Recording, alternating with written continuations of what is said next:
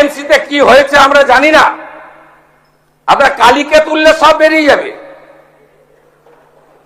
কলকাতা কর্পোরেশনে কালী না বললে কোনো প্ল্যান হয় না। আর Kali appointed by Camac street, সবাই জানে। আর এই কালী বাইপাসের পাশে আপনাদের তৃণমূল ভবন বানাচ্ছে 200 কোটি টাকা দিয়ে,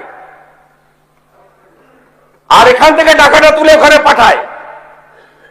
আমরা সব জানি, সব বের করেছি, আমরা এফআইআর হয়েছে, আরো ব্যবস্থা নিচ্ছি। কালী শুদ্ধ অ্যারেস্ট করুন, কালীর মালিক সহ অ্যারেস্ট। তারাতলা ভয়াবহ গুদাম ধস কাণ্ডে তদন্ত যত এগোচ্ছে ততই সামনে আসছে একের পর এক বিস্ফোরক তথ্য। যে দুর্ঘটনায় ইতিমধ্যে 11 জনের প্রাণ গিয়েছে, যেখানে বহু পরিবার হারিয়েছেন তাদের প্রিয়জনকে, সেই ঘটনা তদন্ত এবার পৌঁছে গেল কলকাতা পুরসভার ক্ষমতার অলিন্দনে। মুখ্যমন্ত্রী শুভেন্দু অধিকারী বৃহস্পতিবার বিধানসভায় দাঁড়িয়ে একটি মন্তব্য করেছিলেন। তিনি বলেছিলেন, কলকাতা পুরসভা কালী না বললে কোনো প্ল্যান পাস হয় না। আর সেই মন্তব্যের কয়েক ঘন্টার মধ্যে পুলিশ গ্রেপ্তার করলো কালীচরণ বন্দ্যোপাধ্যায়কে। কে এই কালীচরণ, কেন তাকে এত প্রভাবশালী বলে মনে করা হতো, তারাতলা ধসের সঙ্গে তার যোগ কোথায়, আর এই গ্রেপ্তারি কি শুধু একজন আধিকারিকের বিরুদ্ধে পদক্ষেপ, নাকি এর পিছনে রয়েছে আরো বড় কোনো চক্র? আজকের ভিডিওতে আমরা তদন্ত এবং রাজনৈতিক বিশ্লেষণ মিলিয়ে পুরো বিষয়টি বুঝে নেওয়ার চেষ্টা করব। তারাতলা নির্মাণ গুদাম ও কোল্ড স্টোরেজের ছাদ ধসে পড়ার ঘটনা এখন পর্যন্ত 11 জনের মৃত্যু খবর সামনে এসেছে। আহত বহু মানুষ এখনো হাসপাতালে চিকিৎসাধীন। প্রাথমিক তদন্তে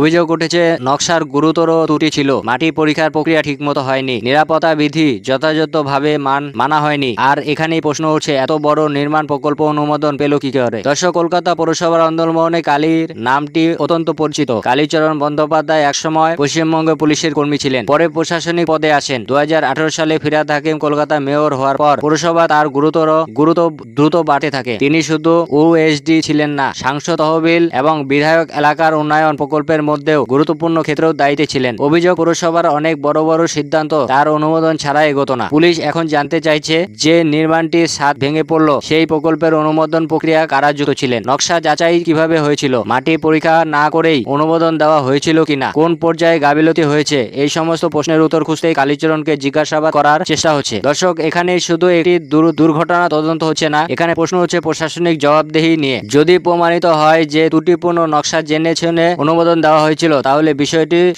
শুধু অবহেলার মধ্যে সীমাবদ্ধ থাকবে না। তখন প্রশ্ন উঠবে, কে দায়ী, কে কেন দায়ী, আর এই সিদ্ধান্তের ফলে 11টি প্রাণ কেন হারাতে হলো? তারাতলা কাণ্ডের সামনে আসছে আবারও আলোচনা এসেছে সিন্ডিকেট রাজ বিতর্ক। বিরোধীদের অভিযোগ, বিগত কয়েক বছরে কলকাতা ও আশেপাশে এলাকায় নির্মাণ শিল্পের সঙ্গে প্রভাবশালী মহলে ঘনিষ্ঠ সম্পর্ক তৈরি হয়েছিল। যদিও এই অভিযোগ আদালতে প্রমাণিত নয়, তদন্তে শেষ না হওয়া পর্যন্ত কোনো চূড়ান্ত সিদ্ধান্ত পৌঁছানো যাবে না। কিন্তু মানুষের মনে প্রশ্ন তৈরি হয়েছে। তদন্তকারীরা এখন খতিয়ে দেখছেন অনুমোদনের ফাইল, ইঞ্জিনিয়ারিং রিপোর্ট, মাটি পরীক্ষার নথি, নির্মাণ সংস্থার ভূমিকা এবং প্রশাসনিক অনুমোদনের ধাপ। যদিও নতুন তথ্য সামনে আসে, তাহলে আরো গ্রেপ্তারির সম্ভাবনা উড়িয়ে দেওয়া যাচ্ছে না। দর্শক, তারাতলা এই মর্মান্তিক দুর্ঘটনা শুধু একটি ভবন ধসের ঘটনা নয়, এটি প্রশাসনিক জবাবদিহি, নির্মাণ নিরাপত্তা এবং মানুষের জীবনের মূল্য নিয়ে বড় প্রশ্ন তুলে দিয়েছে। 11 জন মানুষ আরো কখনো বাড়ি ফিরবেন না। তাদের পরিবারের কাছে কোনো রাজনৈতিক বিতর্কের মূল্য নেই। তারা শুধু জানতে চায় কে দোষী আর তারা শাস্তি হবে কিনা। এখন নজর তদন্তের দিকে, শত সামনে আসুক আর যারা দায়ী তাদের আইনের মুখোমুখি হোক। আপনারা কি মতামত? কালীচরণের গ্রেপ্তারি কি তদন্তের বড় মোড়? কমেন্টে জানাতে ভুলবেন না।